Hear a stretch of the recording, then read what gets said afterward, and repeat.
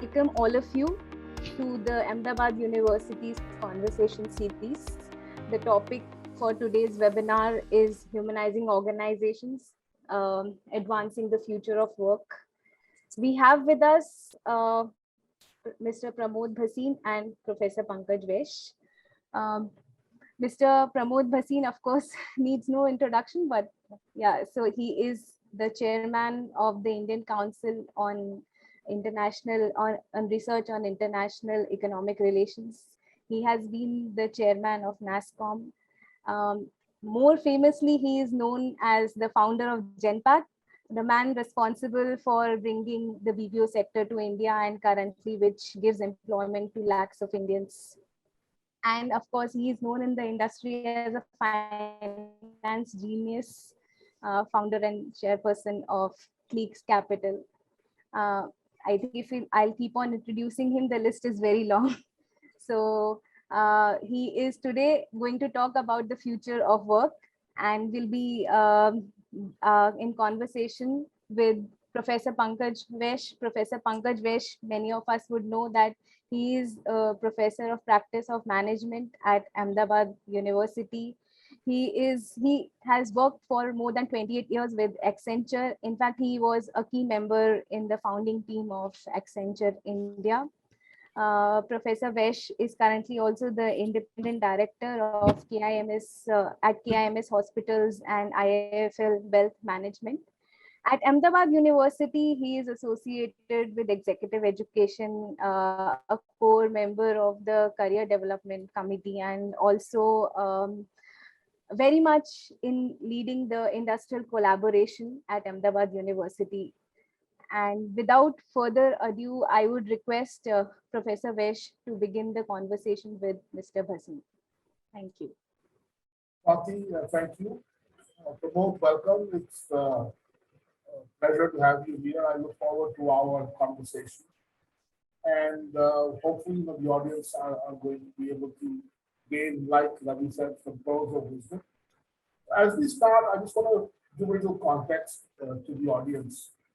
We're going to focus primarily on the impact of what's happened for this pandemic and the new impact. Very relevant given that, at least across many parts of India, the impact of lockdowns, etc., is significant on both work and life. Incidentally, this is a topic of great interest to me, and the webinar was a motivation for me to do some more reading and try to glean some common truths that I share with you. But for the audience, I'm just going to try to simplify the topic, saying, work, in my view, has two components: workplace and workforce, in addition to the actual work context. And traditionally, these were co-located. But because of the pandemic, we had talent literally leaving the building as employees boarded with their feet and moved to work from home. So the traditional model of workplace and workforce being co-located is no longer true in many cases. So as we talk about the impact of this new model, we'll talk about two industries. So one is the white collar industry, where people typically are more able to work from home on an extended basis because of the nature of their work, and the technology really facilitates that. On the other hand, if you look at manufacturing, distribution, logistics, frontline sales, customer service, it's much more difficult to separate the workforce from the workplace. Work from home is not necessarily such a great solution in those environments. So we'll look at the impact on both of these different kinds of industries. Now, just sharing with you some of the truths or trends that I have gleaned from much of these. So it is quite clear that the future of work would be a hybrid one. Hybrid meaning some people work from office, some people work from home. And that mix changes over time based on employee preferences and company needs. And this is something that a lot of companies have adopted and are considering to continue with it for the long term. But this has many challenges for the employees, focusing on the people aspect. In the beginning, a lot of excitement. I get to work from home, I don't have to commute, I have flexibility, a lot of excitement and positivity. But now it's quite clear people are keen to return to the office. What does anxiety? What about myself? I have to go through training again. I will lose flexibility in how I manage my day. The second thing is productivity have improved for people who are working longer hours, but it's not really a productivity improvement is a sustainable thing. In this partly to employee burnout, as they have to spend more hours on the job, the lines between home and work have blurred. In India, particularly, a lot of our younger employees do not have adequate infrastructure at home. Whether it's power, internet, just ambient noise invading, And so the younger employees are probably the ones who are really challenged by having to work at home for an extended days. And for the young employees, the new employees, working from home means they haven't got the support that would normally get in the work environment, right? Mentoring, learning and development, developing relationships, understanding culture. They're now operating in a somewhat isolated, cut-off mode. And so their own development has been negatively impacted. All of this is combined to create a sense of fatigue, a sense of isolation and being cut off, the consequent impact on mental health and well-being. And we could see some of those poor responses indicating that that is a challenge. Personally, both of my daughters started new jobs in the last 12 months in the pandemic. And I see, some of these challenges. I think they've been to office maybe 2 or 3 times in the last 12 months to meet, their boss or their colleagues. So we talked about the employees and some of the challenges.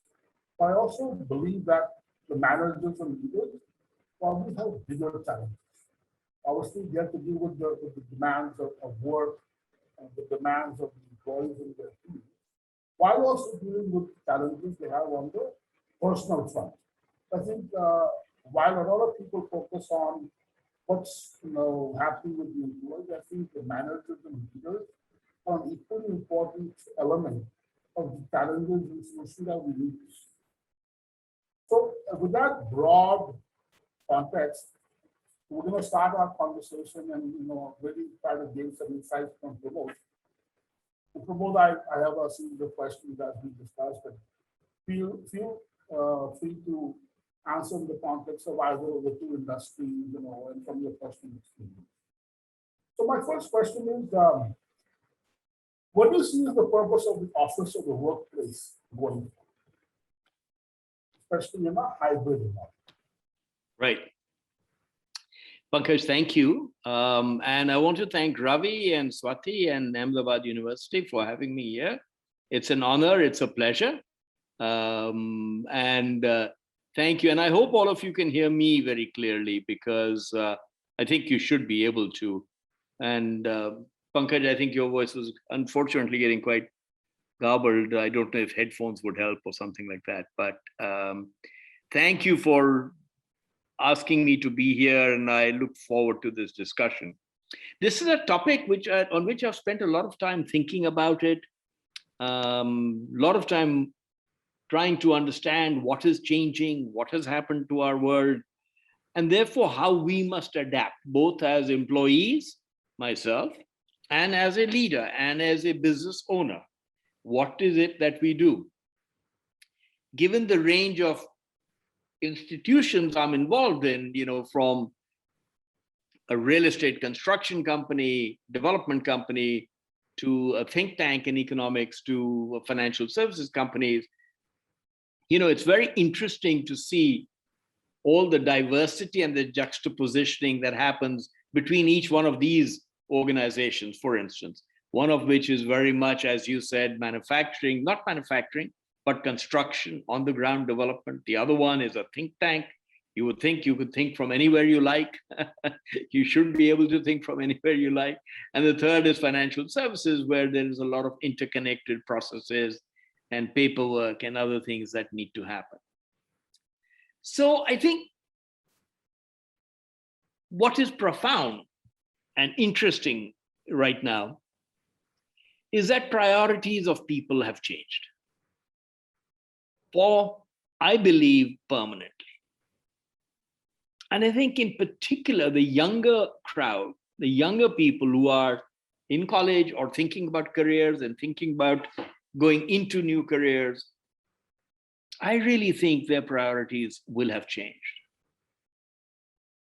There's no question that there is an enormous social aspect of going to an office. And I was very pleasantly surprised to see the results of the poll, which said that, issues around mental health were the most significant issue that people worried about because of isolation. And that was wonderful.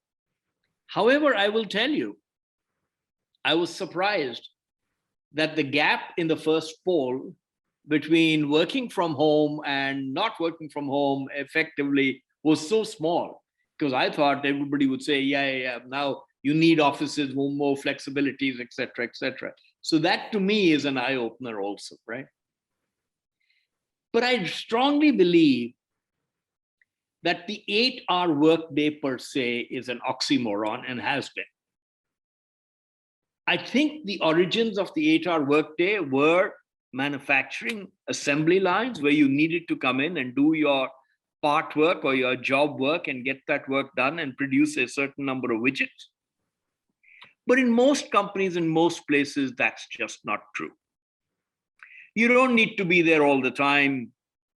You don't need to talk to your fellow employees all the time. One of the remarkable things, if you come into most offices, by the way, today, not in a manufacturing environment, but a services environment, is they aren't talking to each other. They're all sitting in front of their computers and typing away, right? So it's quite funny. They may be sending an email to someone sitting 8 seats away, but the email will go rather than somebody getting up and walking up. And that's just habit.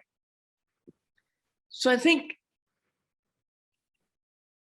the concept of the workday, for a start, is archaic and should go away. 2, innovation and creativity and design and thinking about startups and entrepreneurship doesn't happen sitting in front of a computer in an office. It can happen anywhere. I know that my best ideas come at all kinds of time, at all kinds of spaces, and not necessarily sitting in a conference room, etc. So I need that time separately to think about the things that matter, to allow my brain to assimilate, to allow it to absorb the inputs it's got so that we can take it forward. And I think that's a very important aspect about narrowing ourselves into an 8-hour workday. What do I mean? Why do I think that's so important? Because different people need different levels of flexibility. A mother needs to feed her children before she'll go to work. A father should be feeding the children before he goes to work. People need to look after parents. People need to do something else. Someone has a doctor's appointment. Someone has to go for an interview. Someone has to do some other work that they have to do around their home. Everybody's priorities are different. And I think providing that flexibility of timing will actually make all of us more productive, because then we can choose when we are most productive. I'll tell you, I'm most productive in the evening. I'm probably the most productive, 5 to 8 or 9 at night. Why? I don't know, but that's perhaps my DNA. And then everybody has their productive times and moments.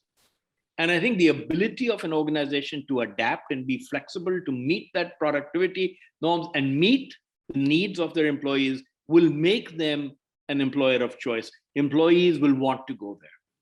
I am very interested to see the results of what happens in America, because Jamie Dimon has just come out at JP Morgan and said, everybody will come to office, right? Because people aren't coming to the office. I've just come back from New York. The streets are empty. The offices are empty. People can come to the office. The offices are open, but they're not coming to the office. Why?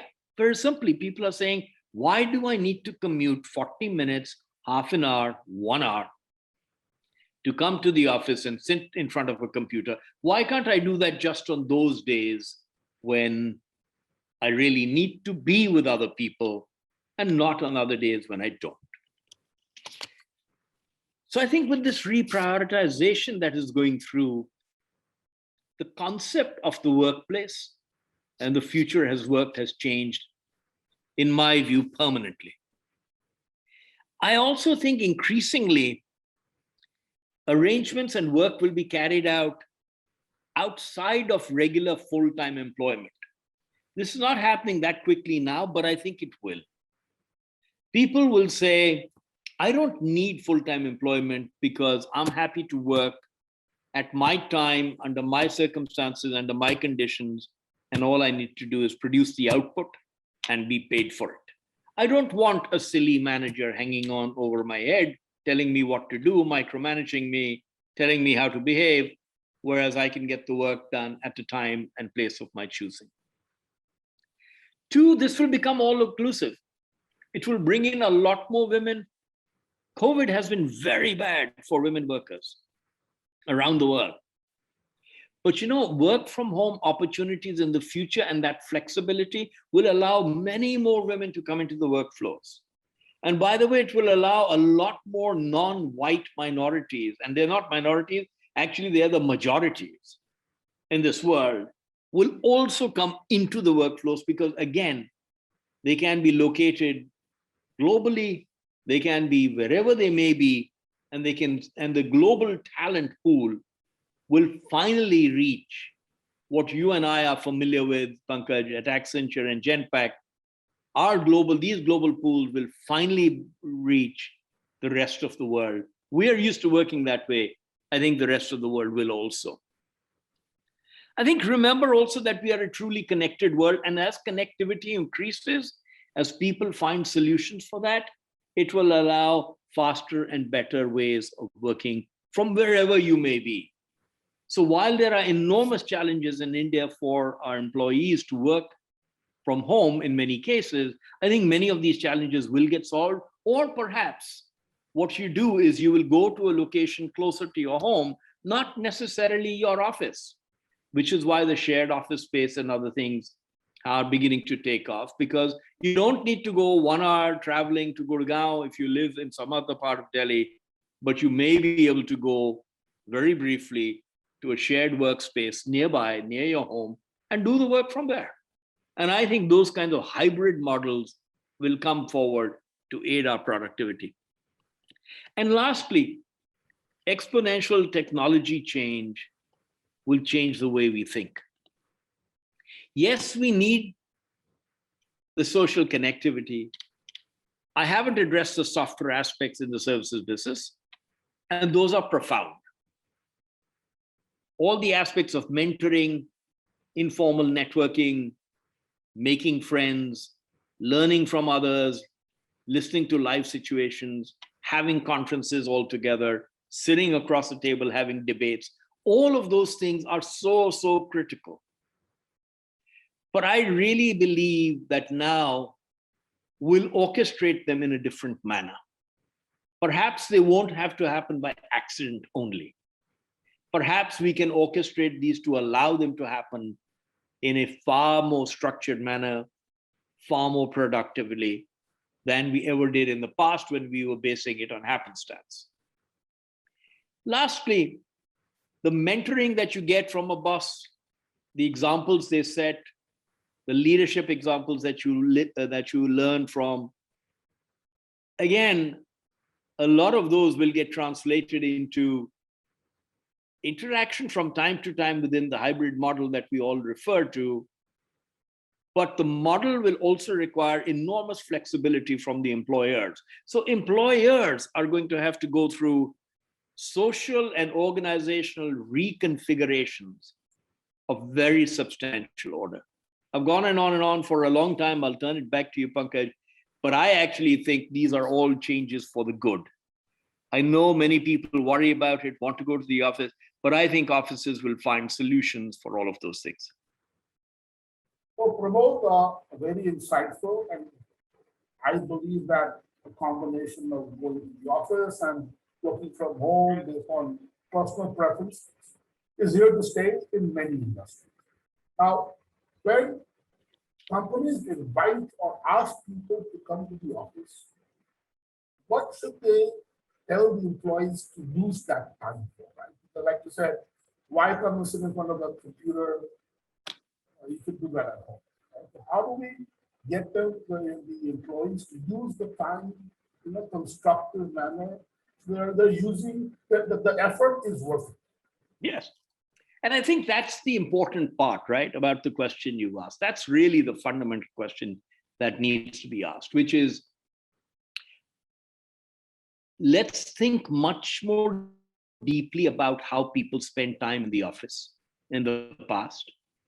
What were the events that they needed to do which were really critical, which can't be done remotely or through technology usage like we are doing now? We're having a, maybe we're all used to it, but we're having a perfectly good conversation here. By the way, Zoom and I don't know if you've noticed, and this kind of networking brings very organized discussions because everybody speaks one at a time. In my conference room, if we were all together, we would all be speaking at the same time. Nobody would get hurt. But in Zoom, you're all limited because you all need to listen to the other person and you can't just overstep. So it's broader. By the way, we're also all generally on time, notice. That's amazing, right? I was perpetually late for my meeting. There are no excuses about traffic or being interrupted by somebody else. That's right. So it's changing our behavior, and we're all bang on time on our Zoom calls. And this is a remarkable fact about India, right? That everybody is bang on time. It's unheard of in the up till now.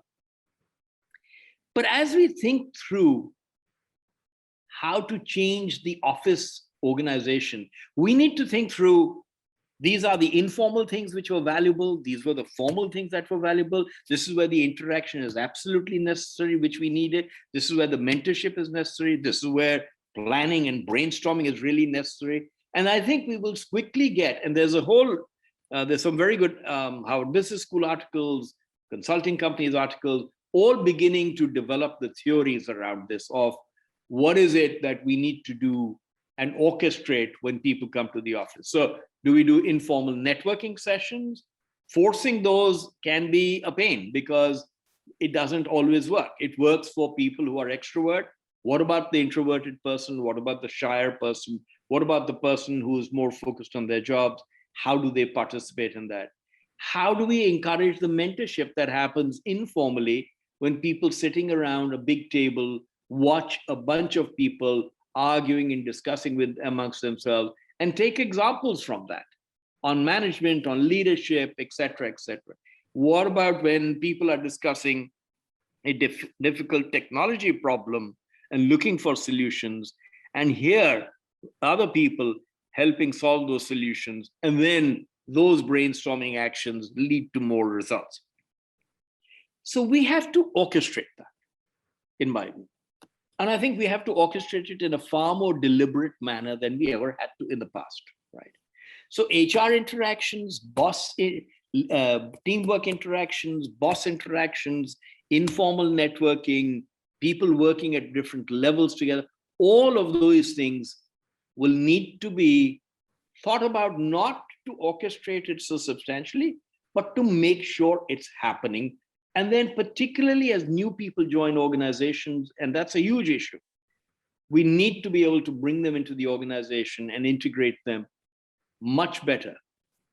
My proposition would be that by thinking about these things more deeply than leaving it to informality and leaving it to ad hoc chances, we will actually improve the overall process. But it is a journey. We're not there. It will take us a few years to sort this out.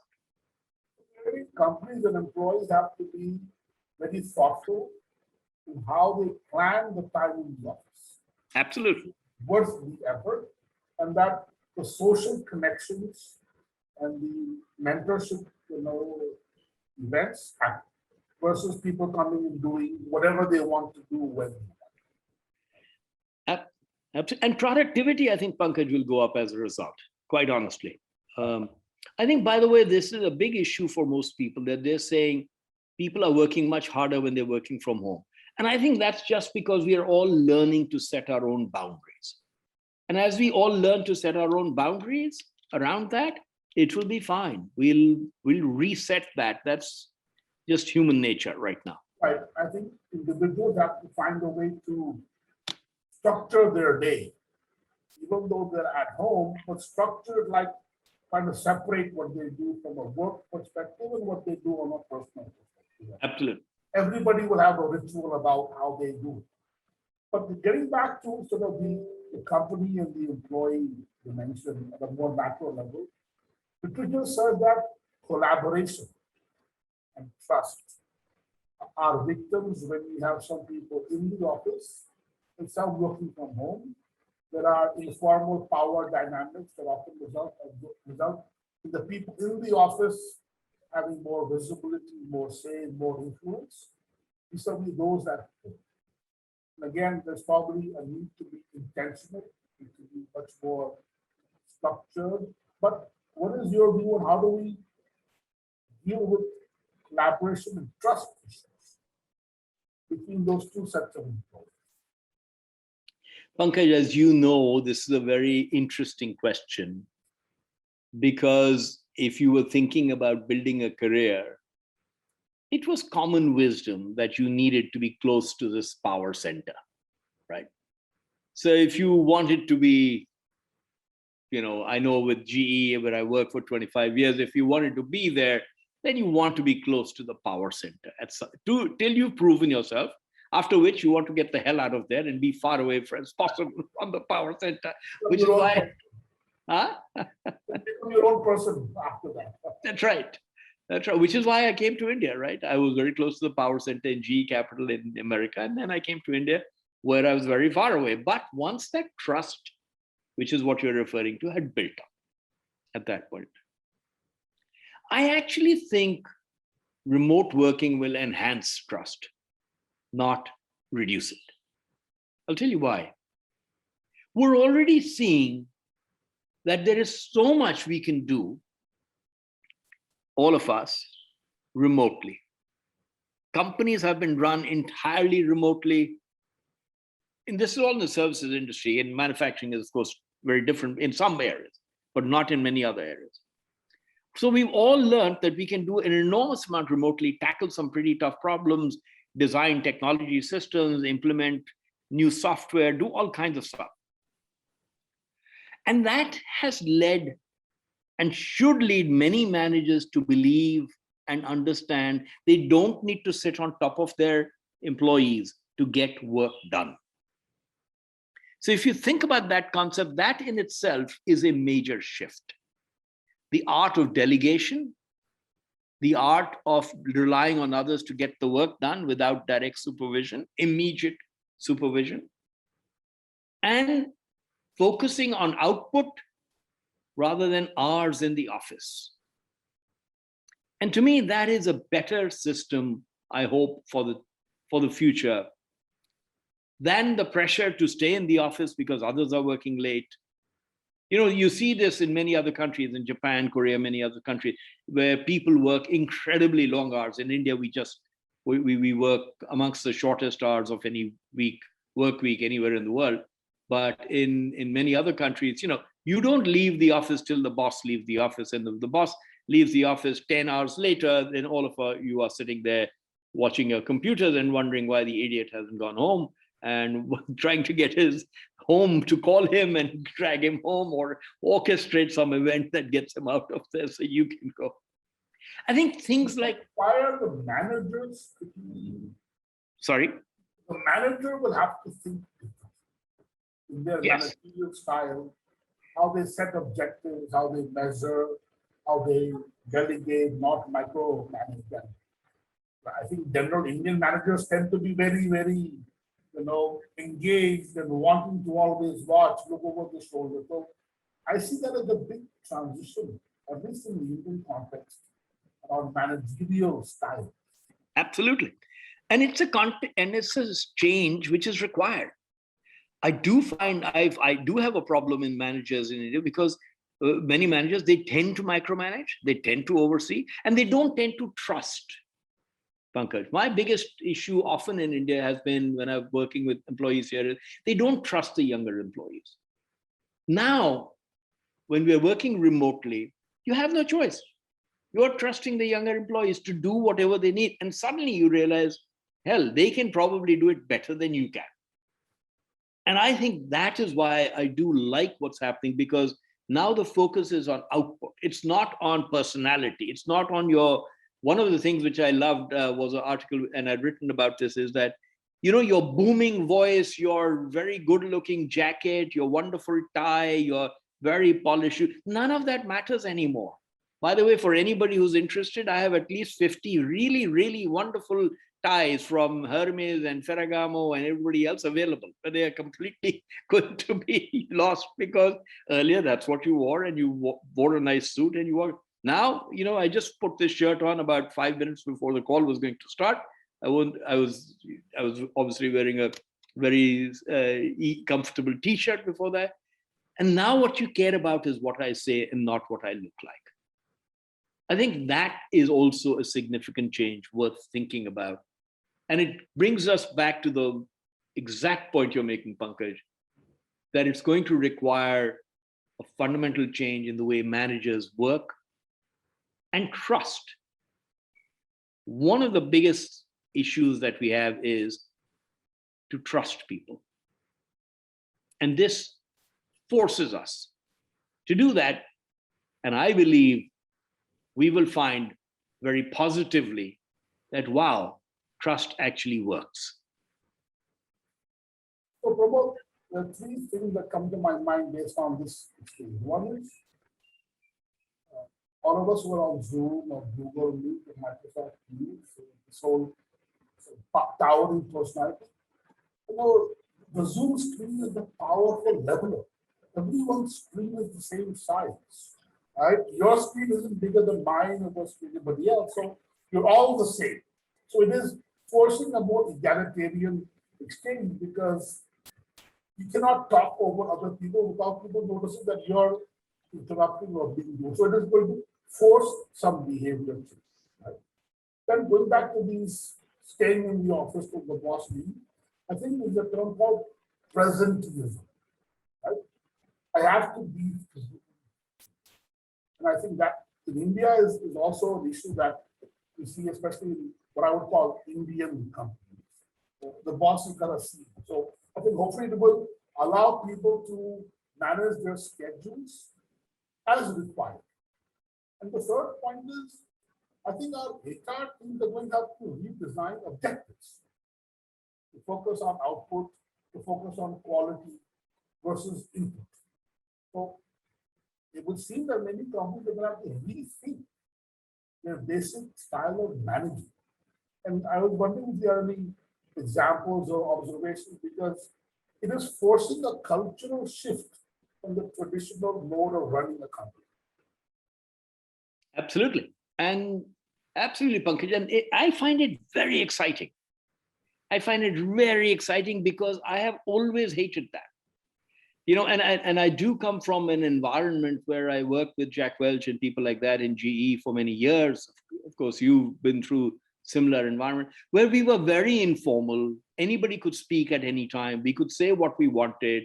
We could walk up to Jack Welch anytime and say, "Hi, Jack, I've got a great idea. What about this?" And he would tell you, "I like your idea," or, "That's one of the dumbest ideas I've heard in a very long time," right? So it was very easy, and everyone was on first name terms, etc. In our hierarchical setup, where I can't tell you how many people call me sir, and I always ask them, I said, the only person I call sir is my father. I don't call anybody sir. And I wish others would, but we have a hierarchical headset, and so everybody calls each other sir, right? Students will always refer to a person as sir. In many other places where I work, certainly China, by the way, where we've done a lot of work, nobody calls each other sir. It's far more egalitarian to that extent, and perhaps it's driven by the way society there has worked for years, particularly the one-child policy has meant that the number of women at high levels of management is huge. We had the highest levels of diversity amongst women in China in our management organization. 70% of the leadership was that. And therefore, it works very differently. But here, as you said, this is a great leveler, remote work. Everybody can have a say, everybody has an idea that you can present. And if you have 20 people on the screen, willy-nilly, you end up going to each person and asking for their opinion. And what doesn't matter anymore is the person who gives the slickest answer, the fastest answer, the cleverest sounding answer, but it will be depth. It'll be data, it'll be analysis, it'll be real output of saying, this is what I've constructed, please have a look at this. And this. So I think to me, that's almost liberating. And I hope many young people also find it very liberating, because you're not worried about 20 other things of physical presence versus just propagating what your idea was. Yeah, I mean, competence, capability will come to the fore. That's right. That's exactly. But going back to our earlier point, the collaboration between teams, which are a mix, those who are in the office, those who are sitting at home, and the natural human tendency of those in the office, almost ignoring those who are on the video conference, forgetting at the end of the phone sometimes there's and in the sort of power structures that evolve from that distinction. Now, and I see that where people who are on the video conference in the office just don't seem to be in the same space. What can companies do to address that? Because that would undermine the effectiveness of teams. Yes, yes. So I think, it's a very important point, Pankaj, quite and very insightfully brought up, right? As to how you deal with the power structures, how do you deal with the politics of a company? One, I am certainly finding that more and more politics. So there's some interesting psychological dynamics, okay? So forgive me for this. On Zoom, if there are 20 people on call, you can't have a side discussion with somebody on the quiet. Everybody gets to hear it. In my conference room, and there's 4 conversations going on in the board, in an operating review, there are 2 people on the side talking about something else, thinking about something else, having a chat. And, there's some great cartoons on this where, the leader is standing up and saying, we're all going to go ahead and do this. And the cartoon characters all thinking, not over my dead body, not over this. But now all of that comes to the fore. 2, we will have to orchestrate these teamwork, collaboration, collaborative arrangements more and more. We will have to find time to do that. We will have to set up, as we talked earlier, structures to do all the things that we think in an office are important. Informal networking, collaborations, project management, product development, and go through those layers and then set aside time for those and then leave it to people after that. To me, it would be such a pleasure to be working in an environment where I could turn to our employees and say, I need you for 3 hours in the morning. After that, do whatever you like. I don't really care where you are. By the way, in your industry, former industry, in my former industry, we've been doing this for decades. This is not new. I started work from home in Genpact in the year 2000. Why? Because our clients were all overseas. There was no point sitting in the office till 8 at night taking calls. And we suggest just go home. Come to the office at 11 in the morning. Even today, if you come to a Genpact office, I think you don't see many people at 10:30, 10 in the morning. They're working from home. And then when they need to come in, they come in. When they need to go, they go. There were some questions around, people would say, about accountability. That how do you know people are really working? And I still get many old-fashioned employers asking that question, saying, how do I make sure my people are working? I'm saying, why don't you check the work they've done, the output? Surely that's all you need. And if they choose to produce that output for you at 11 at night versus 4 in the afternoon, why do you care? And I think that is a liberating feeling, to be far more open and transparent. And it takes the politics out of it also, Pankaj, because you can't play politics with that kind of stuff as easily as you could earlier. Which is where changing the mindset of the senior people is almost a prerequisite to success. Because if they don't think about things in the new model, teams will say, look, this is not going to work.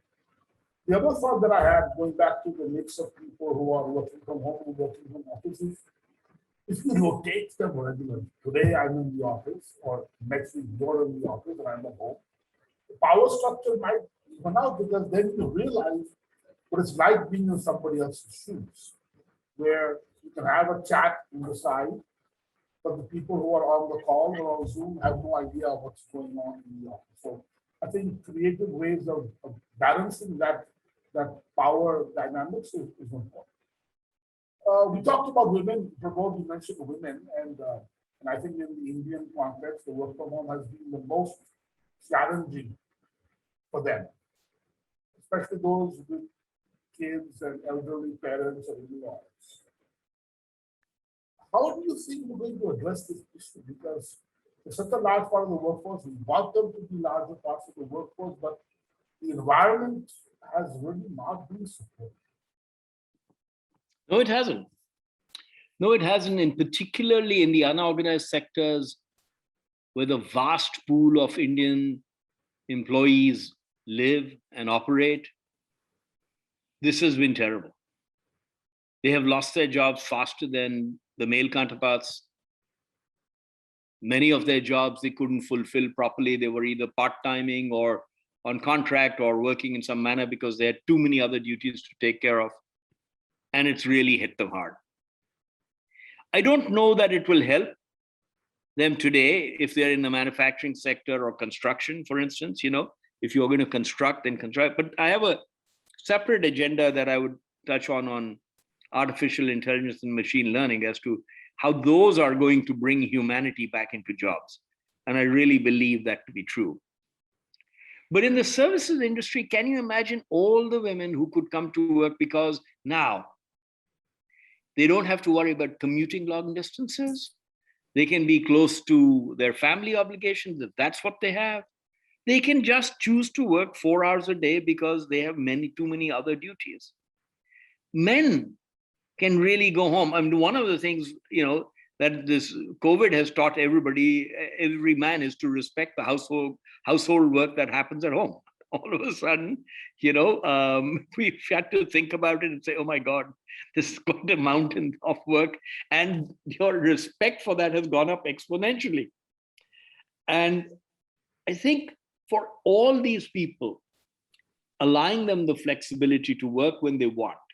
And that's what I had said right in the beginning. Increasingly, work is going to be performed through arrangements outside of regular full-time employment. People will work at 2 or 3 different places. I know so many remarkable women, PhDs, teachers, scientists, accountants, finance, bankers, designers, who just don't want to work full-time because they just can't, for a whole host of excellent reasons. Allowing them to come into work, and that's again to your point where you were saying, Pankaj, where companies must change their mindsets, and leadership has to learn to adapt to these things very differently from the way they have in the past, because they have to drive this change and say, okay, now please go out and find this enormous pool of people who can benefit from the fact that we can now get so much done from wherever they live. So I think enlightened leadership is at the heart of making this work for the company, for the employees. And in the case of women, maybe split shifts. They work, a few hours in the morning, a few hours in the evening, at times convenient, that allow them to do their other, obligations.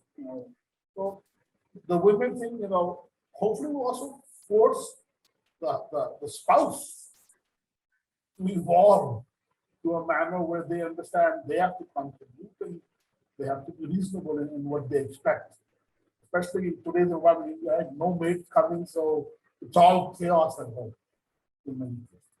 But going back to your point on technology, whether it's AI, machine learning, natural language processing, what kind of contribution do you see we can expect from them in addressing some of the challenges that we have just discussed?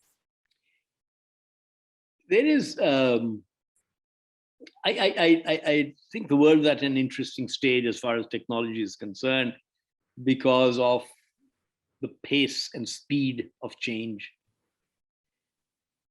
But all technologies, we must remember, has created more jobs. All major shifts of technology, and AI and machine learning is that kind of a shift. But the internet created more jobs, the cloud created more jobs, computers created more jobs, the new textile machines which came out created new sewing machines which came out, created more jobs. Automating factories as not created more jobs in that factory, but broadly created more jobs in many other areas. So I embrace AI and machine learning and innovation and analytics as much as possible. The first one I would say, Pankaj, which is an interesting comment I heard from someone at Singularity University, is that they said AI will bring humanity back into jobs. And what they meant by that was it will take care of the dumbest jobs possible. I'm sitting in Goa right now. I have some paddy fields in front. There's a guy with a machine plowing those paddy fields, and he's been doing it now nonstop for 10 days. 10 days that man has been behind that. It's back-breaking work in rain and heavy mud. That's the kind of job robotics will take over. And he will find, and everybody says, so what will he do? But in the history of this world, we have always underestimated human ingenuity. If his field is plowed and he gets the money faster and it happens better, he will make more money somewhere else. And that ingenuity is what is fantastic. So I'll give you an example of AI. I'm on the board of this hospital group called KIMS. And there's this conversation about humanizing AI, or actually humanizing the medical field through AI, going back to your point. Say, look, a lot of the time the doctors spend is just looking at data, past records, prescriptions, and results. And then we have a few minutes to talk to the patient after you absorbed and digested. AI do that and say, look, here's everything you need to know. Here's the dashboard. We'll talk to you. So I think there are examples. Obviously, there's much development, but we must think of AI as enabling the humans to use their brain versus doing a lot of brute force.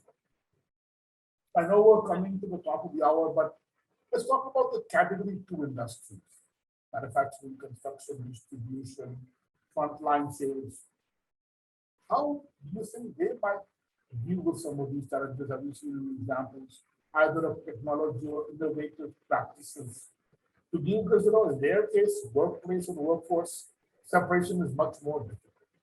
So I'd be interested in giving some of your experience on what might be done in those. Sure. It's a very interesting problem, isn't it? In many ways, Pankaj, right? Yes, yes. But let's remember a couple of things. Most major manufacturing, contrary to popular belief, does not have many employees anymore. Go to the Maruti Suzuki factory, there's no people there. They have developed robots much earlier than the services industry. So all of that manufacturing will continue and that pace will accelerate, because people will also say, by the way, why does manufacturing always complain that they can't hire people of the right quality, apprenticeship, etc.? Because the caliber of that job is hard versus sitting in front of a computer, right? In an air-conditioned office. There you get thrown into a workshop and you work with the noise and everything else, and it's not so pleasant. And therefore, even in the building industry, if you look at what China has achieved, the Wanda Group, I think, or one of the other real estate company, has built a 90-story building in 3 months in China. I saw that.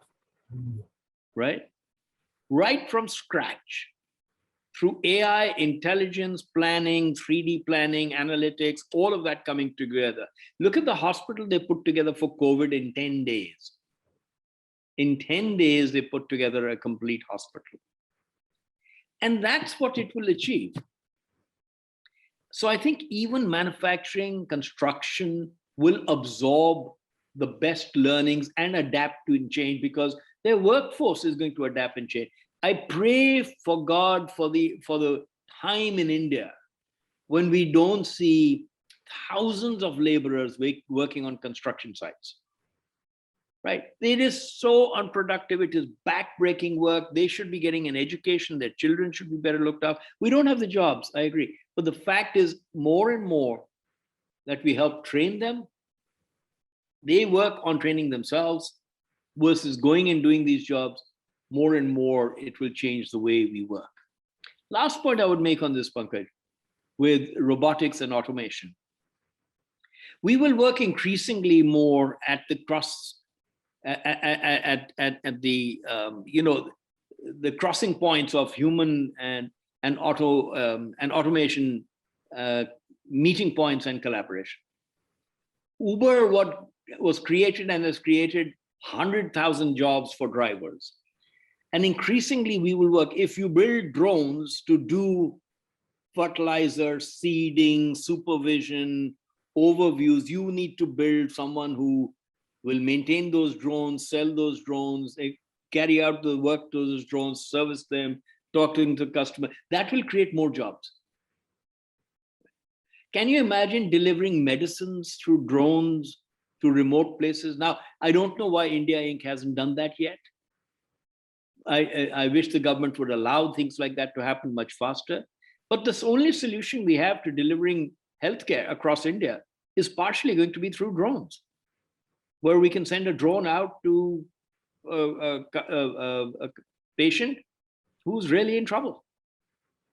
Yeah, Pramod, I think drones, robotics, 3D printing, all of these things are going to change the landscape and forward-looking companies. So I've heard that Tesla's factories are just a completely different ballgame. Because the way they design the car, the way it's manufactured, like the ratio of human beings there versus others is significantly different because they designed it differently. So I think those industries have potential, but they have to be innovative about how do they use autonomous vehicles. All of this, there are many things which I think are possible. The challenges are tougher maybe because the complexity of the work they have to do is significant. But I am hopeful that we will see many leading examples.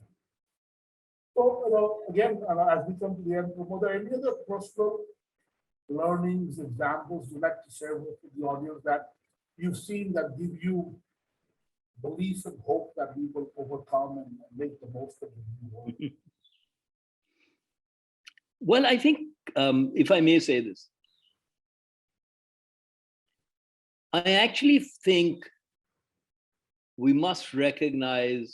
should try and recognize that collaboration and getting together has become easier, not harder, through technology that we use.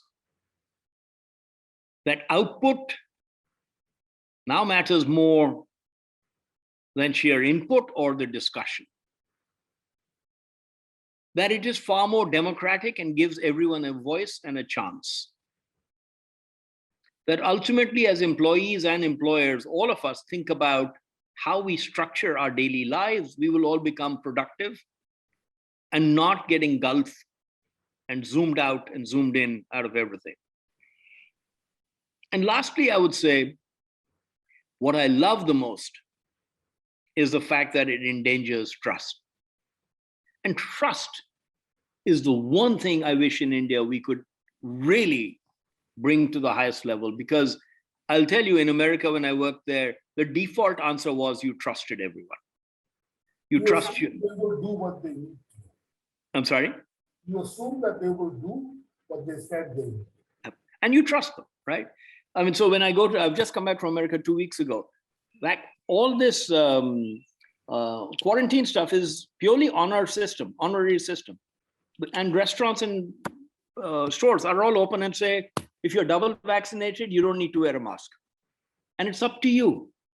And it's not up to some police guy, some bureaucrat, somebody else wielding a pen, paper, pencil, pushing something and telling a rule. And I think once we learn to trust each other more, younger people, different people, people next to us, it will change the culture and DNA of our country. Particularly, it will end red tape, because right now we have red tape. I'll give you an example. One of the organizations I work with, we were saying we'll open the office, but we're going to tell people that, look, those of you who are double vaccinated should come in. Those of you who have had COVID should come in. The rest of you probably shouldn't come in unless you absolutely need to. And immediately, the administration person then said, okay, then we'll put a guard at the gate who will then check everyone's certificates. I mean, I said, oh my God, these are people they've worked with for 20 years. These are known quantities. But certificate dikhao bhai, aap andar aane se pehle. I think, Pramod, there will be a huge impact on productivity because a lot of non-value-added nonsense will disappear. Check, maker or checker, auditor, a lot of this stuff can go away. Absolutely.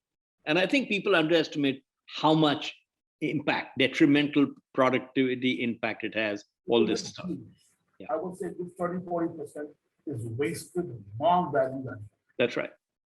All right. So, Pramod, really appreciate all the insights. So, Swati, I'll hand it back to you to start the Q&A.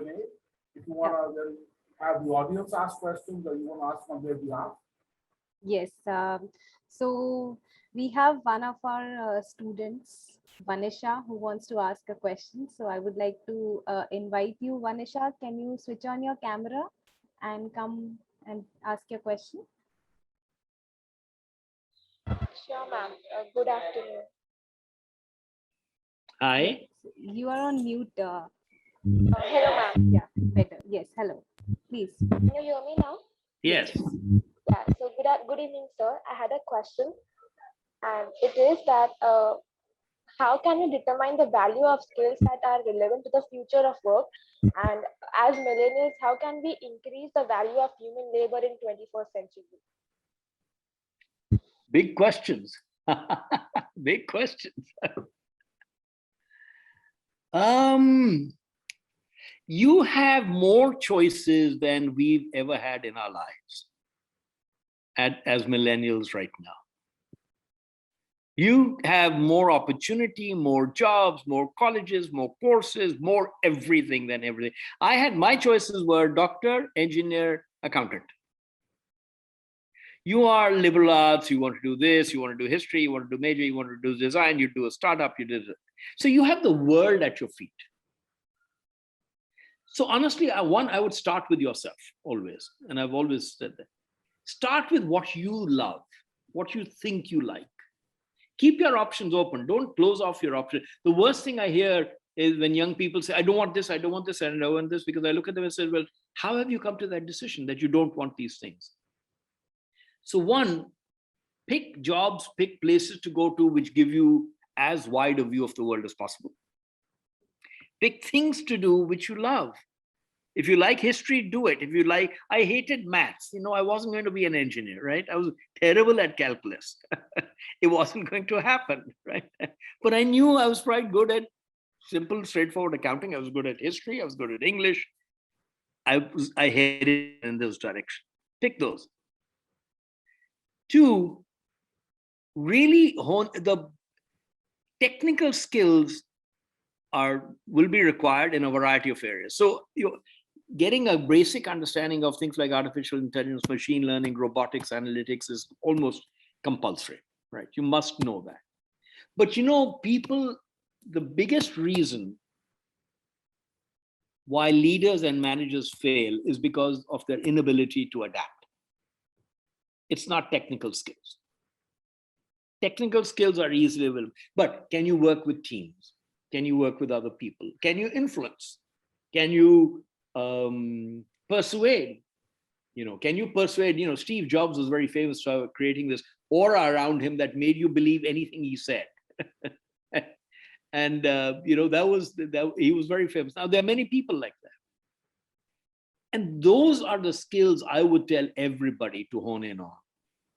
The softer aspects of leadership, the softer aspects of collaboration, teamwork, influencing, persuasion, of logical thinking, of solving for problems, of being supportive when you need to be, etc. That's one area where, again, forgive me for being general, like teamwork in India is uncommon. So teamwork where people come together, work as a team, agree to disagree, and then go back and then carry on at full pace often doesn't happen. But if you can influence teamwork and make things work, you will always be better off than anybody else in the team, despite whatever skills they have. So I'm sorry, I know I haven't answered your question perhaps the way you wanted me to, but to me, those are actually the most essential skills that you need for the next century, for the next decade. Thank you so much, sir. Thank you, Vanisha. Professor Vaish, you have any thoughts on Vanisha's question? Also, I agree with Pramod. Soft skills are the core of what will make somebody successful. Anyone can learn the technical aspects, right? Apply yourselves. So soft skills, and I would add to that attitude. Right? Attitude of I will do what you say. Commitment. Doing what you say you do. It's very important because companies want to trust employees. That means you do what you say you do. And you will do whatever it takes to get it done. That is very important. Soft skills and attitude. Okay. Thank you, Professor Vaish. So we had a question in the very beginning from one of our members. So the question was that what would be the future specifically when it comes to digital marketing? So can it be taken from work from home perspective or not? So any thoughts on that? Future of digital marketing is very, very bright and wonderful. I would encourage everybody to go out and do some of that, because ultimately we are all, if you're going to join business, ultimately we are all salespeople at some level. We all need to know how to sell. I don't know of a single CEO or business leader or product leader who ultimately doesn't know how to go to market. And in tomorrow's world of digital marketing and working from home, you can't see your customer. So people like I struggle with that concept right now. We don't quite know how to reach out to customers. So we inevitably have to hire much younger people who are far more digital savvy to help us think that through. What do you do? I shouldn't say this. I'm not on any social media, right? I use WhatsApp as best. Otherwise, I'm barely on. I don't have Facebook. I don't have Twitter, etc., etc. For me, it's just not important or necessary. But when you want to do digital marketing, that will become the heart and soul of every company. It doesn't matter who you are. That's a subject you better understand. And the deeper and more extensive your knowledge of that subject matter, the more valuable it would be. And therefore, if you can really dig deep and really become an expert in it, that would be fantastic. And I have one comment based on my interaction with students. Understand who is your customer.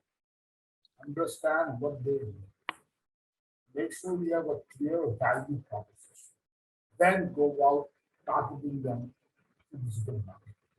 Digital marketing is not a panacea to be applied with a broad brush. There's so much advertising out there that there's too much noise. You have to be very, very focused in how you communicate to the right audience. Thank you. Okay, so I would like to invite Professor Jeemal Uni, who is a professor in the economics and public policy area at Ahmedabad University. Professor Uni, if you can come on camera, and of course, she is an expert when it comes to informal sector workers, and she would like to share her perspective as well as if she has any questions to ask. Good evening, Pramod ji, and thank you very much for a very fascinating talk. I'd like to just say something about what you said to the student here, Vanisha, I think, about the fact that this millennial generation, or even the one before that, had has too many choices compared to what we have. But the fact is that if you look at the age pyramid, I'm an economist and dabble in demography as well. If you look at the age pyramid, the bottom of that pyramid, where these young people are, is like 10 times bigger than it was when we were there. So the competition that we faced was like, almost nil if you had this level of education, definitely, or any level of education compared to what they're going to face.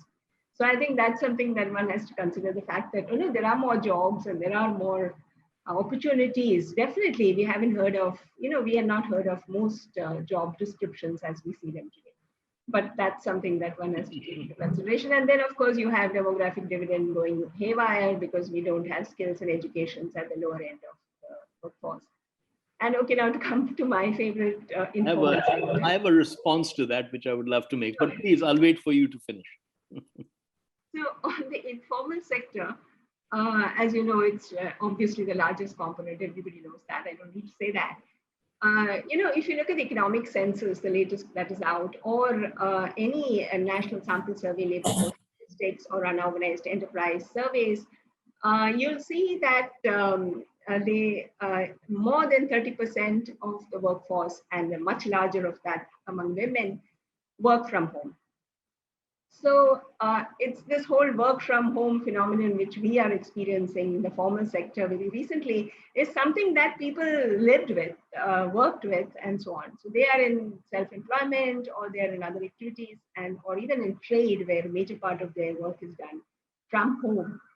So, and of course, the rest of the informal sector, is out there on the streets and everywhere, except in designated places like we have, we had an office, and now I'm here in my house for the last 1 year and so many months. But how does your, AI and everything else that you've been talking about regarding the future of work, how does it work for these people? What is your view on that? I mean, you can give examples and tell us, because it's Sure. like, half the world. Be very happy to. So let me address the first question, if I may, the first point. I actually, if you'll please allow me to disagree with you on that one point.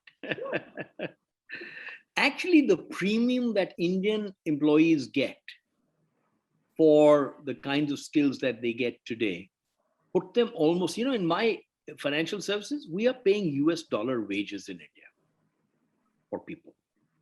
Sure. If there was too many people, not enough jobs, trust me, that would not be true. Can I respond to that? Yes, please. So I do work on education as well, and I look at returns to education. So, the returns to education are very, very high at the higher end of the wage spectrum, or at higher levels of education. And they're not there at the bottom. If you look at the formal and informal also, in the formal sector, once you enter it, the returns to education are almost flat at any point in the wage distribution. But that's not true for the informal sector. Entry barriers may be not there, but as you go up in the wage distribution, the returns to education increase. So to get there is a threshold of education. But that's what I mean. What you're talking about is that segment. Correct. I'm talking to your university students. Oh, sure. And that is that segment. Okay. So let's be clear. I'm very clearly addressing this segment of people and millennials, and they actually can command higher salaries, premiums on the salary. Abhijit Banerjee has done a lot of work. I've done work with him on this, with Genpact, on precisely demonstrating, look, even an English-speaking driver will get a salary jump of 5,000 to 10,000 rupees a month more than other drivers. So, and leave that aside. All I'm saying is, in this environment, with these students, these millennials have more choices. And I was responding to a question, and I was not referring to the informal sector, right? Because you can't. There are two different words. But let me go to the informal sector and AI and machine learning. Actually, I believe it is their only hope. I think technology interventions and AI and robotics and automation is the only thing that is going to allow them to come out of poverty and allow them to come out of their current very low levels of earnings. I'll explain why. So agriculture can be transformed by the use of better information, better weather forecasting, better seed development and distribution, better information for the farmers as to where they go to market, etc. We have invested in companies. I'm a personal investor. All of that can be helpful for them. In the informal sector, wherever they work, for instance, someone has started this app called Apna. I don't know if you've heard about it, right? They already have 800,000 informal workers on that app. And that's technology driven. So it's allowing all these people who otherwise, how does the informal sector look for a job in a city? It's word of mouth. The job portals of the government really work or work too slowly. So it's all word of mouth. Now, suddenly the chances are that technology will change that. And it allows them to look for work in more appropriate places. And I hope, look at what Uber did, right? Uber brought a lot of people who were in the unorganized sector, looking as drivers, working as drivers, looking for jobs, who became drivers because suddenly jobs opened up. Healthcare. Healthcare is a huge issue for all the unorganized sectors, for the smaller towns, etc. You are not going to solve the problems of education and healthcare in India by producing more doctors and more teachers and more educationists and more nurses. It's not likely to happen in your or my lifetime. The only hope we have is that technology can get education to them in large doses, allow them to study, allow them to read, allow them to do so many things which, the physical brick and mortar structure of a school can never achieve because it will take too long. Similarly with healthcare. We are running experiments right now in Uttarakhand on healthcare, remote delivery of healthcare into the small villages. And honestly, the only way it's working is with telehealth, but it's working. So amazing. I can connect a doctor to the back end. I can have a doctor speak to a patient. If you look at construction and where the jobs are, where the work is, all of those create such inefficiencies and imbalances that I think now, I hope technology can really make that difference. I frankly think without technology, we'll be wallowing in this for another 50 years.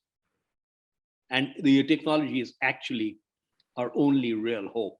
And the Aadhaar, just look at what Aadhaar has done for this country. So I don't know if that answers. Yeah, thank you. I'm going to add one specific point about the organized worker working at home. If they make a handicraft type item, where the challenge is access to a market. Right? Where is the customer? What does the customer want?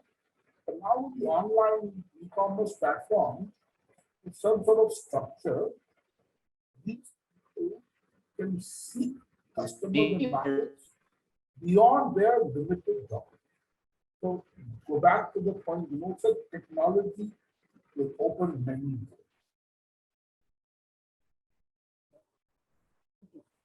Thank you, Professor Rumi, for your question, and thank you, Professor Vaish and Mr. Bhasin, for your response. While this conversation was going on, there was a brief comment from Rehana, who has joined us from Seva, that how in the pandemic, many workers have lost their jobs. That how in the pandemic, workers have lost their job, and that it is difficult despite the fact that yes, technology would reach out to the students for the education, but the lack of IT infrastructure in the villages and in the rural sector. So that is another concern that we have. I would now invite Professor Shilpa Pandit to share her comments and thoughts. Swati, may I say one thing on that? Yes, Again, please. Yes. a year and a half ago, we couldn't be doing this kind of an interaction, could we? Forget villages. We couldn't do it in cities. Look at what technology has done. It allows us to interact. And I think you should, I hope and pray that the quality of phones, the quality of cellular, etc., to allow these things to happen. I don't think there is any other solution. I just keep telling people that, tell me what is your solution to solving this for these people. Yeah, Pramodji. Swatiban, can I come in over here? Yes, please. Yes, yes. Yeah. Yeah, Pramodji, I fully agree to what you said. And we have been working, like I'm representing Self-Employed Women's Association, SEVA. And we have been working that how do technology goes in the hands of the poor as well. But then at the same time, like the pandemic has, it is also important that we think of how do we bring in accessibility and affordability to the poor informal economy workers, because the pandemic has made that situation more chronic in a way that they have lost their lives and livelihoods. And would also like to share that yes, given the situation, we had also started with the telemedicine consultation to reach out to our members in the far remote areas. And at the same time, like we are also working on online platforms and such, but then like there are certain trades wherein work from home or say technology couldn't be worked. So how do we work in a way? It is very important in this era that I definitely agree with what Pramodji mentioned earlier, that technology could come in how could say human and technology get together in a way that certain work say uh, which are more tedious, or say how could technology support the members in getting that work more efficiently and with lesser efforts. But then there has to be a like a balance between the technology should be such that the livelihoods of the workers shouldn't be taken away.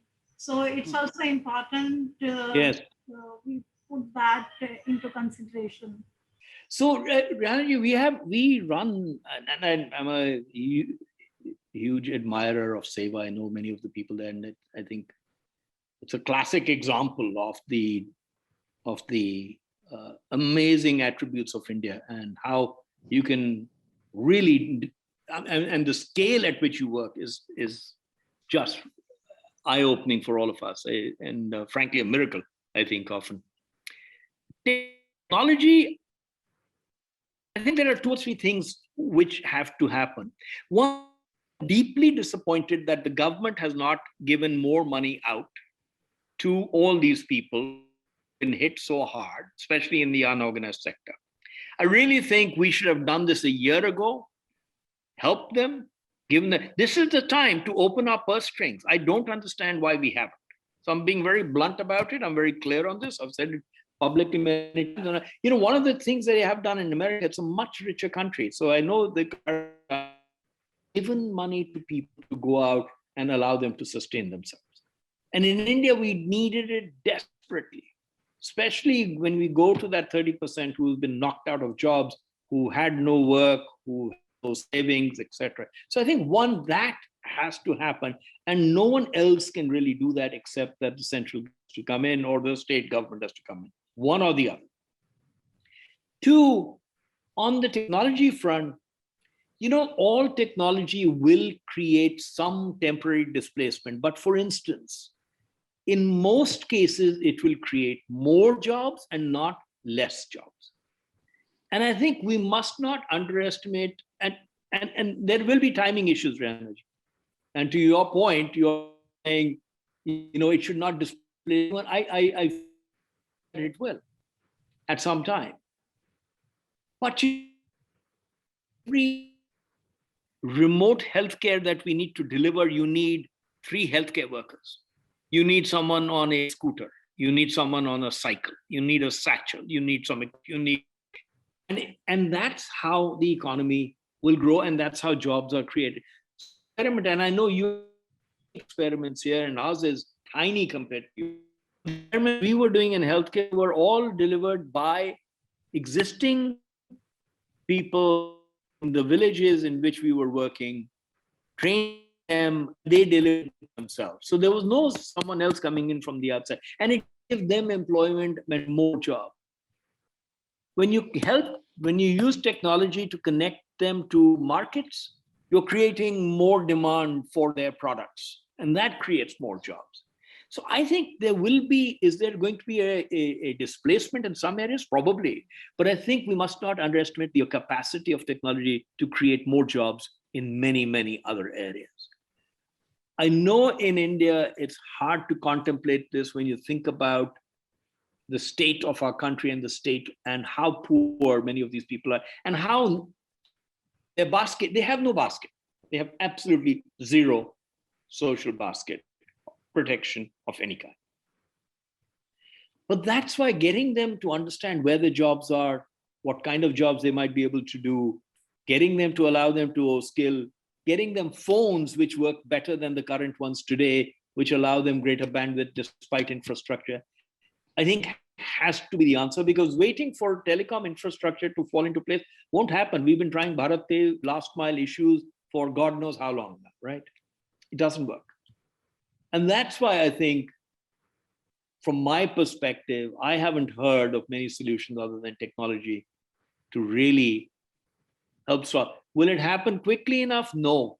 But will it happen if we allow innovation, creativity? I pray to God it does. Thank you, Mr. Bhasin. Yeah, so looking at technology as a solution rather than, like you said, moving away from the problems is the answer. Mr. Bhasin, although we realize it's 5:30, can we get a few more minutes from you, because we have a few more requests, if that's okay? Yes, I can do a few more minutes. Thank you.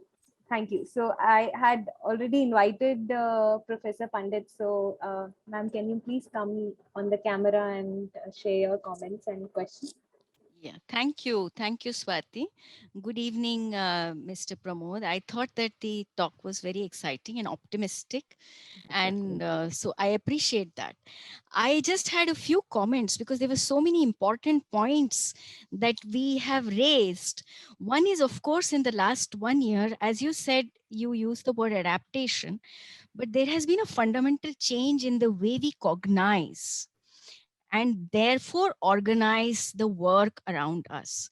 So I think that as a psychologist, I think that the way we cognize is going through a disruption at a very subtler, deeper level.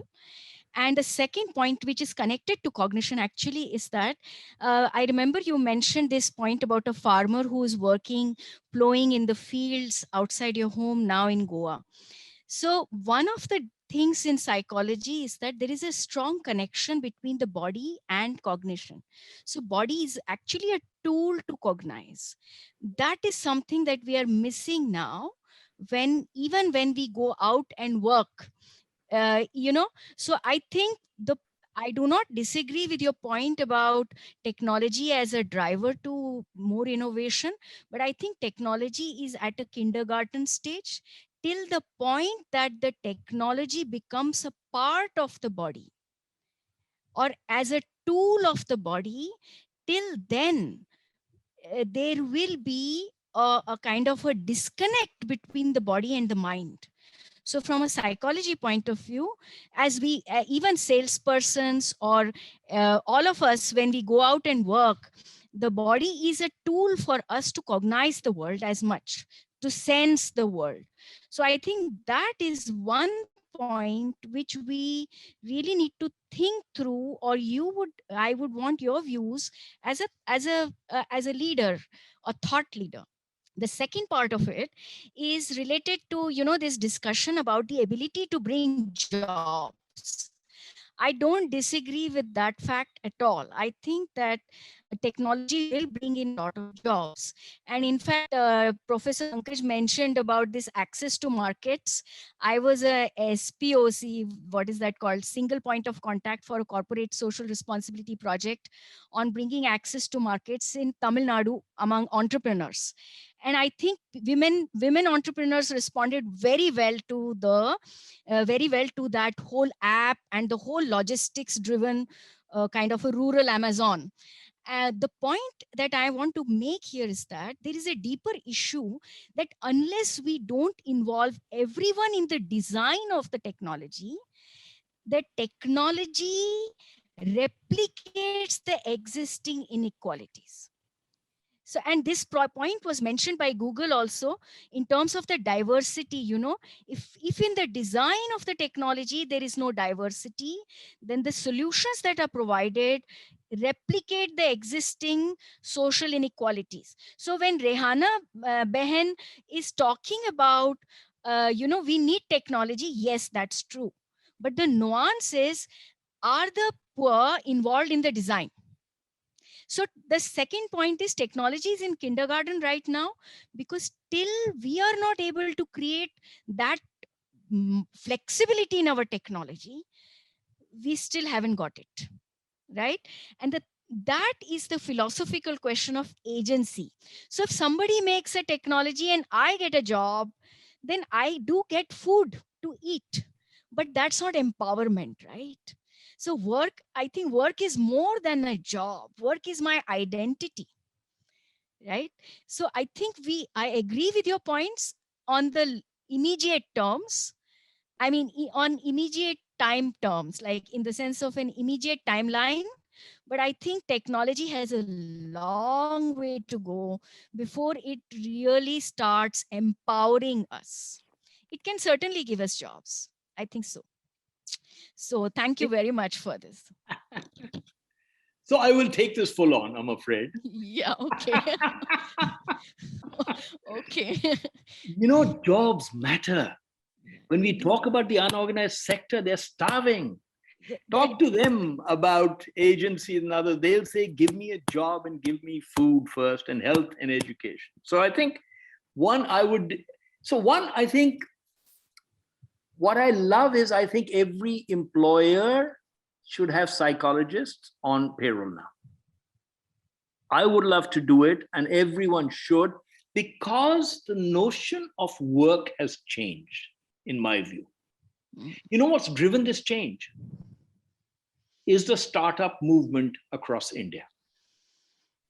India is the second or third largest startup nation in the world. People are gripped. India has always been the second or third largest startup nation in the world, except we used to call them something else, right? When you are self-employed, you're a startup.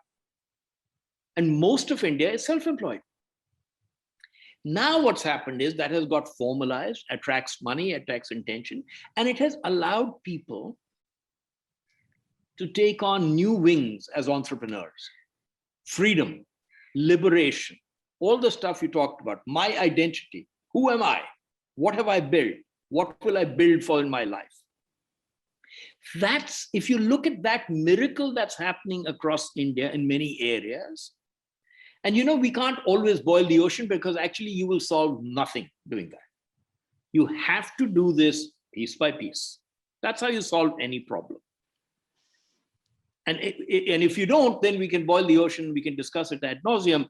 And that's one of the things, by the way, I must tell you, that the Chinese don't do, is they don't discuss things too long. If you have a discussion with them, after a while, they just keep quiet. They say, look, we've said what we had to say. We have no further things to say on this. And they move on. So we have to handle this piece by piece. So the startup world is altering the fabric of students. Why? Because they are now working on their own steam, with their own capabilities, with their own sense of freedom, with their own sense of liberation. And so now, in fact, when I give lectures on leadership, what I talk to people about that we need now is we need empathy, fairness, justice, kindness, attention, curiosity, creativity. No longer do we talk the old thing about discipline and process and time and achievement, etc. But now the terminology of that has changed. And that's because people are realizing, for instance, if you go to Ashoka University, I'm a founder of Ashoka University, I'm a trustee, I am the chairperson of the career development office. Most people join startups. So they're changing. I'm going to shut this window in front of me because it started pouring and you won't hear me. I don't know if you can hear the rain, but no? Is it fine? Yeah, that's perfectly fine. Can't hear the rain? Okay, good. So I think that is changing it, and that's what's making forcing companies and HR departments to think differently about how they deal with employees, how do they deal with people. And what are the attributes and what is the way managers and leaders must themselves change in their approach to employees. So what I both love and hate in my company is that employees leave at the drop of a hat. I hate it and I love it because they are voting with their feet. And this is going back again to the question about millennials and the choices they have. I'll tell you, they have had more choices. They walk out so fast, it's unbelievable. And you can only do that when you have options and other jobs and other startups to go to. Okay. And so it's giving a level of freedom and democracy, which I love, which frankly, in the old days, we used to constrain. By the way, don't get taken in by all these newfangled companies, Google, et cetera, they are far stricter on these things than GE ever was in reality.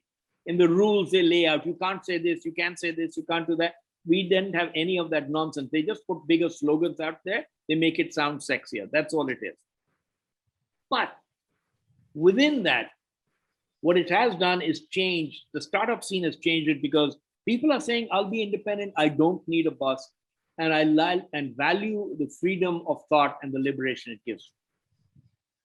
Let's talk about the body and cognition as you talked about it and the interaction of those two. So my point with the farmer plowing his field was, you know what he would do with his time in my imagination is he would spend it at the market. He would spend it interacting with buyers. He would spend it understanding where the market is.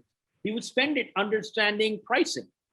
And he would actually perhaps not plow the field. Just like I don't need to build the car I drive, he would, I hope, use the time he has to again get further and more deeply ingrained in the industry in which he is involved. And I hope that will provide some of the same cognitive, I don't know what you wish to call it, that combination that would be valuable. And I agree with you. Technology is still in kindergarten.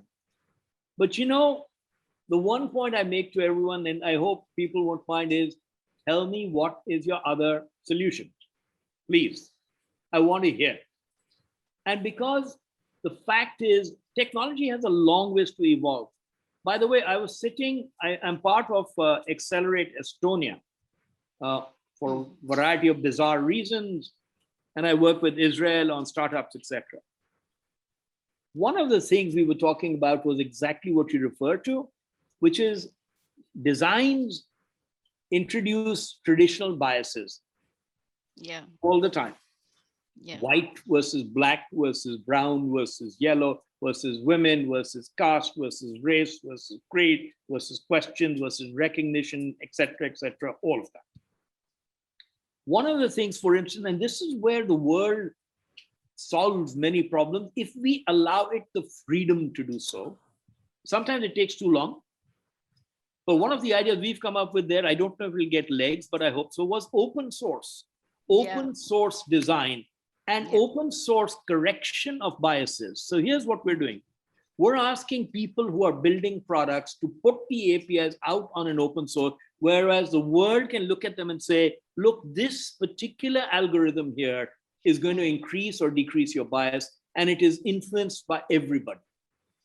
Now, I don't know if we can pull that off. It's a bit like the internet, and I hope along with the internet, like this open source correction or bias or design of artificial intelligence algorithms could be a very interesting way to solve for the problem that you talked about. So it's not just about the poor. It's, you know, if we design for India, everywhere. It's everywhere. Yeah. That's my long-winded answer to your very profound questions. Thank you.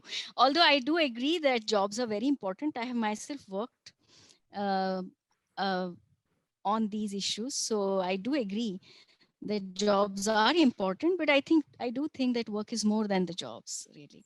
But Always. Thank you very much. Thank you. Always. But remember what China has done, and I talk a lot about China because I've spent a lot of time there, and it's vastly misunderstood. It is an evil empire in many ways, right? They have grandiose plans, geographic plans, all sorts of horrible stuff. But don't forget, they have created the greatest industrial miracle of the world in the last hundreds of years. They've taken more people out of poverty faster than anybody else has. And they've done it by creating jobs and educating their people and transforming education. And that's something we forget. Chinese universities are in the top 50 in the world. Beijing, Tsinghua, etc. They have the best professor. All the Nobel Prize winners, many of the economists, all teach at the Chinese universities. We don't realize that. They have professors from MIT, Harvard, etc. All of them do. And that's what the power of jobs and creation can achieve. And then, yes, we can think about now what do we do with our wealth of education? Thank you.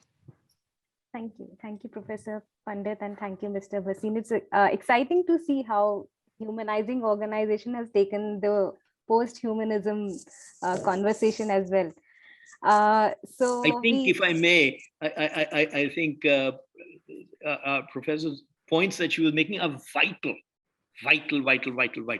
Jobs are not the only thing. What life is more than just a job, but humanity needs to take center space in companies, and it never did.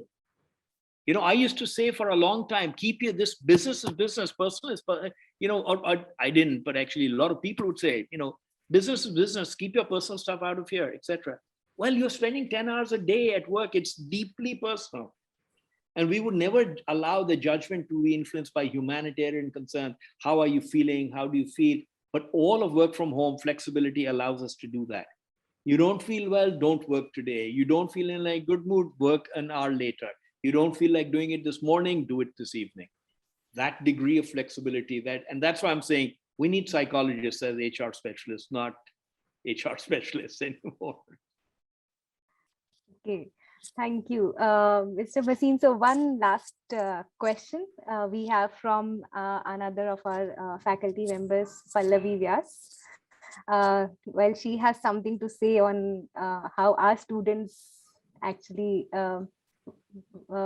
what happened with our students when it came to online teaching. So Pallavi, can you come on camera? Yeah. So can you... Hi, Pramod. Thank you so much for this. And thank you, Pankaj, as well. So just in terms of like, you know, thinking about the corporate area with young interns, as well as young students, you know, like anyone that was average and below pretty much fell by the wayside this last year for me. I had a hard time igniting any spark in them, translating my passion for the subject to them in this online format. I mean, there's lots of various reasons that we touched upon, the trust deficit, like as Shilpa also mentioned, just this idea, you know, like they've told me that they have like a TV show going on simultaneously or something, like they just can't focus, you know, on this online format. And I'm afraid that we have to think of another solution if we are going to teach online, because the way it is going on Zoom is deepening the inequality. That's what I have to say. That's like a fact. Yeah. I mean, I see it in the grades and everything. I totally agree with you. I couldn't agree with you more, honestly. I could not more. We have the same problem at work. Look, if I want to have leadership and passion and commitment, doing it over Zoom falls flat, right?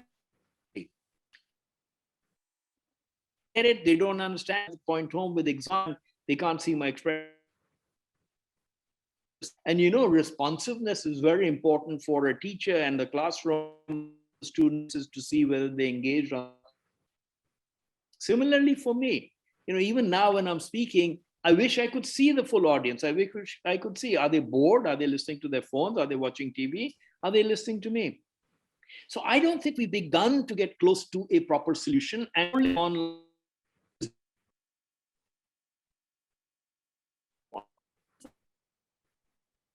solutions will allow us. I think technology will improve substantially so that you can do these kinds of, maybe you can broadcast it on a wall in future instead of a smaller screen. And that's one of the things I hope will happen, that through our phones, we can project something onto a wall, onto a much larger screen. So you feel as if you're sitting in a much bigger hall. And that, by the way, I wish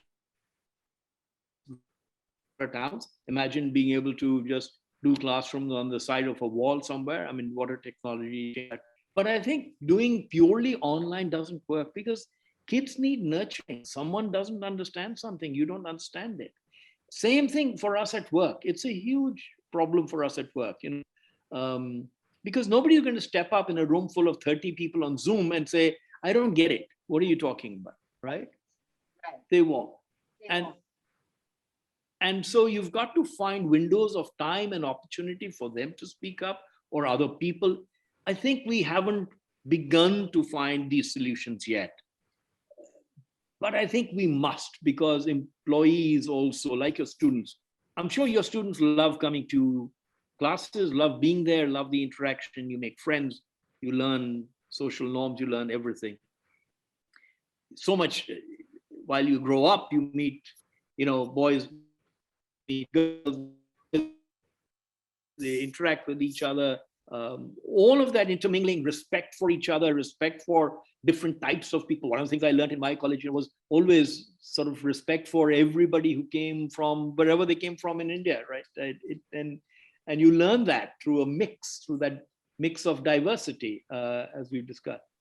So I think we have to solve for it. I don't think we're there, but I do believe there are a lot of minds thinking about this all the time. I was reading an HBS article, Harvard Business School article on that, which is talking about this organization of HR professionals around the world, which are actually sitting down and thinking about this and saying, how do we ensure we replicate these appropriately in forums and make them work? Because purely online doesn't do it. It's also fatiguing. I'm sure it is for you as a teacher, Pallavi, incredibly fatiguing. It is for me when I'm nonstop on Zoom. I can't handle it. Then. But one last point on that, Pramodji, like the thing is that, the Western model, like I lived in the US for 20 years, like I know how isolationist it is. Yes. And this is part of this whole thing. I mean, why are we working to isolate more? Like it's almost like everyone is so isolated, and now we're going to, like, at least people met in the, at the water filter on the at the coffee machine, and now we're getting rid of even that. I mean, people are going to go like into serious depression. I feel like I think we should work towards But let me, I totally agree. And we are social animals as Indians. I also it's all about energy exchange. I mean, there's so much exchange there, which is not spoken. I know, I also lived like you, lived 25 years away, right? And I began to realize certainly that many people in those situations, actually to them, the having relatives around is the biggest mountain of pain they can go through. Was, oh my God, I have to deal with my sister or my brother for 2 days now, and they're coming. I mean, and it was incomprehensible to us, right? Because here we would say, my God, they're coming, and it would be a source of joy. And I think our societies work very differently, and we should preserve what we have. Having said that, and I'll bring this in.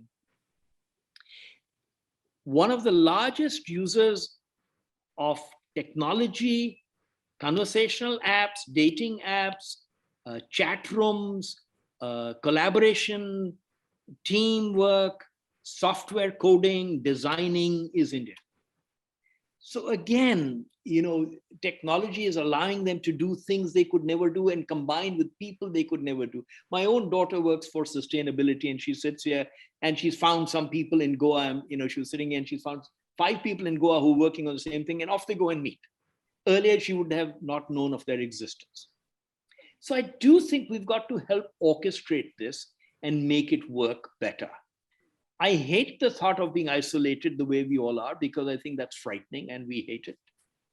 I think as Indian society, and frankly, Eastern societies, by the way, Chinese society works very differently. Similarly, they work within large families, eating out, drinking, noisy. They're very similar to us, by the way. I spend a lot of time there. They talk over each other at dinner. Nobody can hear what the other person is saying. Everybody's arguing at the same time. It's the complete jamela of a good, well-knit Indian family with all the noise and the chaos, which I love, which all of us love. It's the reason I came back as well. And I just said, I can't live alone in a suburban home and see no one for weeks at a time. But equally, I think we've got to find that construct of solutions which allows both. And I think technology can really help there. There are many lonely people in our cities now. It helps them connect the dots in ways which it couldn't have earlier. So I should probably go now, Swati. I'm afraid Yes. I have another. Yes. So first of all, yes, thank you for extending beyond the time limit. Just a small request, Professor Vaish, if you can speak your final remarks and then we'll conclude. So just maybe maximum 5 minutes more. I will even take 5. So Pramod, thank you. It's a pleasure to reconnect after 20 years, as you and I discussed. It's a very small world. I believe that the human race and organizations have responded remarkably to this unprecedented time. And I think there's a great cause for hope that we will together continue to overcome and thrive. At the heart of the future is technology and the human desire to overcome, right? To find better ways. So in summary, we've heard a lot of great insights. And all of that says we should be hopeful for the future. Solutions have emerged, will continue to emerge. Like Pramod said, we can't boil the ocean. Not everything can be solved today, but we see continuous progress which should make all of us believe that the future will be better and that we will prevail. Thank you, Professor Vaish, for concluding with these optimistic remarks. And thanks once again, Mr. Bhasin, for having this conversation at Ahmedabad University and taking it to different levels, starting from the micro to the macro and then integrating with technology and work and identity. And thank you, Professor Vaish, for engaging in this conversation. I also thank our audience for staying with us for so late. It is 2 hours. We, stretched beyond what was planned, but thanks a lot for staying with us and have a very good evening and a good weekend. Thank you. Thank you, Swati. And I want to thank the faculty members also. They were brilliant with their questions. And I love the fact that they pushed back. And actually, I learned a lot from them. So I think it's wonderful. And thank you to all the students. I wish you all the best. You have a fantastic future ahead. So I wouldn't worry as much as enjoy it. Thank you. Thank you very much. Good evening, everybody. Stay safe. Good evening.